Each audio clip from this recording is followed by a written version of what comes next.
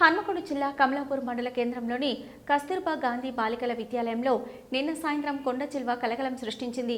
పాఠశాలను పునః ప్రారంభించడం కోసం తరగతి గదులు, బాత్రూంలు శుభ్రం చేస్తుండగా సుమారు 8 అడుగుల కొండ చిల్వ సిబ్బందికి కనిపించడంతో వారు భయభ్రాంతులకు గురయ్యారు.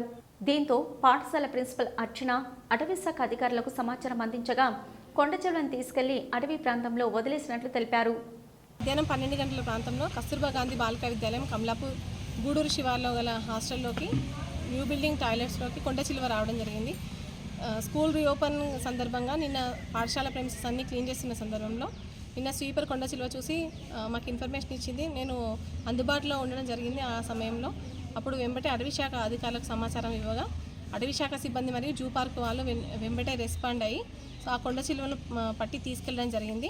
సో తల్లిదండ్రులు ఎలాంటి భయాందోళనకు గురి కాకుండా పిల్లలందరినీ కూడా సకాలంలో స్కూల్కి పంపగలని కోరుకుంటున్నాము.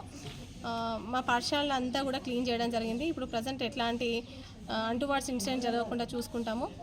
పేరెంట్స్ ఎట్లాంటి భయాందోళనకు గురి కాకండి పిల్లలందరినీ కూడా హాస్టల్కి పంపించగలరు. ప్రిన్సిపల్ సి అర్చన.